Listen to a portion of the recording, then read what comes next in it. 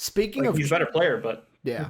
Speaking of trades, though, there is some rumors going on today, Dave, mainly because of Brian Windhorst. So on Monday's episode of ESPN's Brian Windhorst and the Hoop Collective podcast, the following conversation took place between Windhorst and Tim Bontemps and Kevin Pelton. So Bontemps opened it up. He said, there are not a lot of teams that can trade for Beal because you have to have a lot to trade to get a guy like this. Bradley Beal is a top 15 player in the league. You have to give up value to get a player like that. Windhorst retorted with, so a team could enter the sweepstakes should he become available would be the Golden State Warriors. The trade there is pretty simple. Andrew Wiggins is involved from a salary standpoint, and then it would be the number 2 pick in this year's draft, the Minnesota pick next year, and I would also include the Minnesota second rounder next year, which I anticipate to be a very good selection.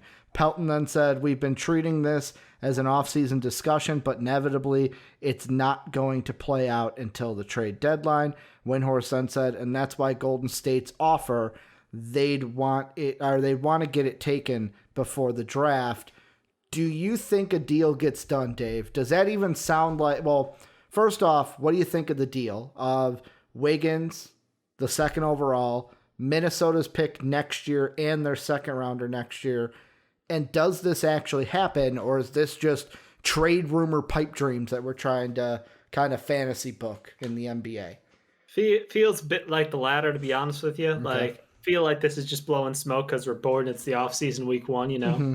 It's like, well, how many crazy, dumb things can we post? What gains attraction? I mean, the NBA offseason's always fire, let me be honest. Yeah. But there's always great rumors, always great deals to be talked about. I literally just, Windhorst, I think it was probably the same show, was talking about how Heat are no longer targeted on Victor Oladipo because they've got our sights set higher, aka Giannis. Yeah. So it's like, oh, okay, we're just spouting shit. That's the point of the season we're at. Regardless, yeah, exactly right, Eric. I was gonna get there. Trade exception. They've got $17 million in trade exception that needs to be used. I think that's basically lined up before the draft happens. Yeah. So they need to burn that deal, which means that this deal, obviously, if they're saying it won't happen until mid-season, then it's not happening. Yeah. Like, that money needs to get spent, or soaked, I should say. So they're in a situation where they have to find something to happen prior to the draft. So while Beal to the Warriors would seem dumb and overpowered and broken from all standpoints, sorry for the gaming lingo, that's just, It is what it is. It's not happening. Like, get over it, you bunch of whiny babies over there in Golden State wanting to have a dynasty part 7 now. I don't want to hear it. You can't go from Kevin Durant as a third star on that team, pulling in Bradley Beal and just, reloading again. It's not fair to the rest of the league. It's not. We're sick of this shit. It's not fair, but I don't think you can completely rule this out. Now, why not? For me, I do think that the greater option is that the Wizards hold on to Bradley Beal and say we're going to wait until the trade deadline, because I do believe that the Wizards are not completely sold on giving up Beal at this point. Yeah, they're not. Because, like, they've got this year, they've got next year, and then they have they've got 2 years because the third year is just a cap hold. They've got next year is the year where it's really going to be, okay, we either got to make a decision or end up maybe losing him. Where this year they don't have that. But on the other side, I kind of take a look at it, and the Wizards need to then decide, do we want one of the guys at the top of the draft? Where, to me, I feel like a big proponent in this deal will be what happens with the T-Wolves at number 1. That's the first off, because if, let's say, what I predicted, and I'm still going with, that the Knicks move up to number 1 and take LaMelo Ball, then if I'm the Washington Wizards, I kind of look at it and I go, well, you know what? I'm happy with Thomas Bryant. I don't necessarily need to trade up to 2 in order to get James Wiseman. And it depends on what they see from Anthony Edwards. Who would you rather have, Edwards or Bradley Beal? I'll take Bradley Beal right now. Thank you. So, like, that's number one. I feel like the only one at the top of the draft that the Wizards would even think about trading up for is LaMelo Ball. And that is and to me, that's only based on the injury of John Wall, where if they feel like, well, fuck, we screwed up with this contract, John Wall's not going to be healthy. He's already and we're going to need to find the new point guard of the future because it's not going to be John Wall. That's the only way I move up if I'm Washington, is to go ahead and get that point guard of the future, because the other two at the top, even Denny at the top, like, I don't even see them trading up for like a Denny if you want to throw him in there at number 2 because of what they have and what Bradley Beal is. Plus, it's like, when John Wall is healthy, when do they want to, them being the Wizards, want to basically say, hey, we want to see if them two can work one more time. We don't want to give up on this duo, the alphas, just yet. They have no reason to. John Wall is healthy right now. Mm-hmm. He's been healthy. He will continue to be healthy. Like, that's the whole thing. He's had 2 years, basically a year and a half off of basketball. Mm-hmm. No, he's coming up on 2 years, I think, over winter break. Mm-hmm. Before the season restarts, it'll be 2 years officially, I believe. Mm-hmm. So, no, John Wall's healthy. John Wall looking like he's in good shape. I watched a couple of his interviews in the last week. Mm-hmm. He looks and talks like he is like more motivated than ever to come back and play hard. He's super excited. I would hope so after missing 2 years. Well, I mean, some people get down after their fucking injuries. No, I know. I just would like, I'm saying, like, in the optimistic side, I would hope it'd be on the side of, I can't wait to get back out there, not the sad and down on yourself side. Look at Chandler Parsons. Yeah. Man got broken, and they got broken again, and then he got broken again. Yeah. And let's be honest, he's not exactly super positive as a person anymore. Yeah. Like, you only get kicked while you're down so many times. So, I'm happy for John Wall being happy, and he's playing. He looks like he will play extremely well. Mm-hmm. He'll probably still be a 20-10 kind of guy. Yeah. Like, he's never been a guy who has a 3-point shot, but because he's been basically just working on his shot and rebuilding his athleticism, he might actually come back with a little bit better of a shot. Who knows? I don't think that the Wizards are going to do anything as far as risking their future right now. They have Bradley Beal, John Wall, Rui Hachimura out there. You saw a little bit of Troy Brown Jr. Show some fucking signs of life down there in the bubble. So they might actually have a crew who could put together a run in the East. To be honest, East is up for grabs at the bottom 4. That bottom 4. You put the bingo fucking thing. Get Sean back out here with the bingo ball thing. And we'll just grab it. It could be the Wizards. It could be the Wizards. Sound. That's all I'm saying. So when I look at that team, I think there's no way they're going to give up on that tandem before they get to see them play together. Now that we've seen a new offense with Bradley Beal being the head honcho, like, I'm curious to see how they're going to get creative with the two of them together, because I think their offense, already known for its amazing scoring. Well, John Wall is a great defensive guard. Yeah. And you tell Bradley Beal, hey, guess what? The vacation's over. You got to try on defense again. Shit's going to lock in. Like, that's when it gets good. That's when this Wizards team goes from, like, they were hilarious and they were entertaining because they would put up about 138 points a night to, like, oh shit, if they actually can stop some people, slow some things down, execute a bit better because they'll have a true point guard on the court. Guess what? Turnovers down. Points off turnovers down. Like, they're going to start taking advantage of these bad teams, and we're going to see a much better team. Now, I don't think they're not moving any pieces. I think that there are definitely holes in this roster.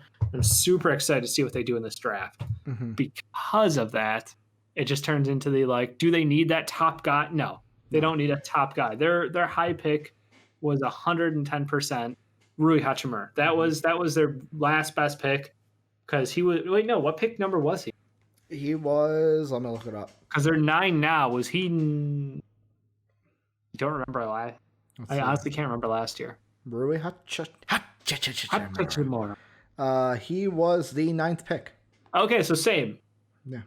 So if they can get another player of that caliber to play at the wing or at the 5, either the 3 or the 5 is where they're going. Well, and I want to throw this out there because I don't know how sold I am on this, but there have been people in the Wizards side of the internet that have thrown this out, that the Wizards might be thinking on drafting an Obi Toppin to play Obi at the 3 to pair him well with Rui Hachimura.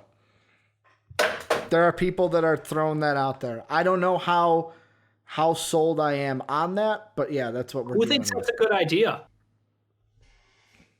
Who? Rui's too slow to play the 3. How is Obi going to play the 3? I mean, the thing that is what you're working with here, because top end to me would be if I had a big board of like what's going on for the Wizards. Yeah. He wouldn't be number 1. He wouldn't be number 2. At most, he would be number 3. You want to do a quick? I know it's a separate thing, but like, go ahead. Let's be realistic. So Edwards, Wiseman, Ball, Denny, and I don't know if there's anybody else you can say is a guaranteed lock. Yeah, the top 3 that I see being available for them. Okoro, Vessel. 4 people in the draft. Like those 4 people aren't going to be there. Yeah. Anybody beyond that point, like is a crapshoot. I think Onyeka Okongwu would be amazing for them. I love Devin Vassell to them. Yeah. I personally think Killian Hayes wouldn't be a bad idea. I don't think that I would go Okoro. I've got my natural whatever against this man at this point. Like, I mean, I'm sticking to it. I don't know why, but the only reason why I would think of Okoro being a nice pick is if John Wall's healthy, you've got John Wall, Bradley Beal for your offense. You need somebody to play defense on this team. And that's what Okoro does well, to where it's like every other team I've looked at. Well. I mean, but he was also bigger than everybody. Remember, point. He was a strong player who had matured ahead of his timetable. He'd have to get in the gym a little bit and get he's a little already bigger. A big guy comparatively. So like he's coming in interesting. It's just the question of like at the NBA level, you know, where does he check in at? And again, man-to-man defense is one thing. Team defense is completely different. I'd love to see that's why I value because the Wizards need defense. They were abysmal defensively last year. That's why at the top of my list of what might be available, it's Okoro and Vassell. Yeah, I've got Okongwu above both of those. I've got Halliburton above Okoro. So I go Okongwu, Vassell, Halliburton, Okoro. Yeah, I'm thinking. Let me see where I have. Because I know I have my 4 picks for the Wizards. Okay, that's right. I did that. To me, Okongwu is going to be an interesting. Like he is the linchpin or one of the linchpins of the top 10.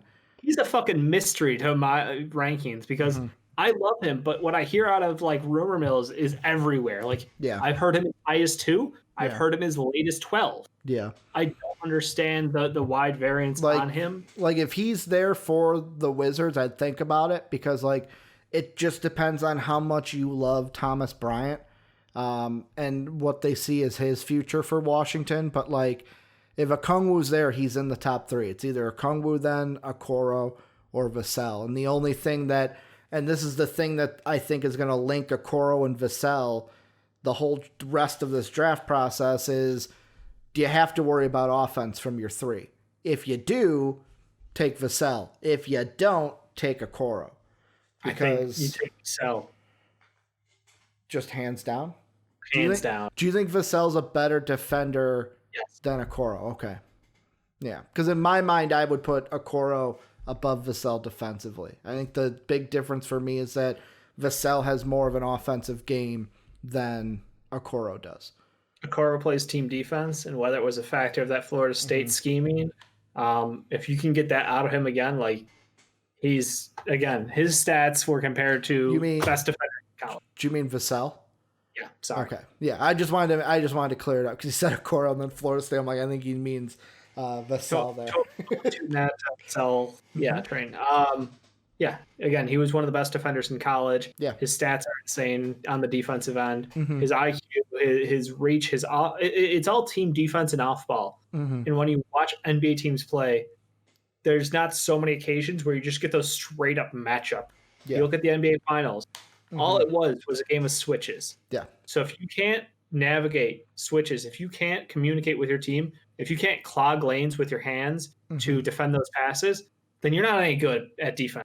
Yeah. Man-to-man defense, if you can stop LeBron from just doing this and backing you down in the paint, that's one thing. But, you're not going one-on-one with LeBron James. Good point. You're going 5-on-5 with LeBron James. And that's at the end of the day, that's why I value team defense and that awareness, that Matisse Thybulle side of the defense that's so valuable. I'm all in on that. Yeah. The man-to-man stuff, situational, yes, but I value it much less. Dave, it's going to be interesting to see what happens there, and as we get closer to the draft, because we got a little draft coverage in there.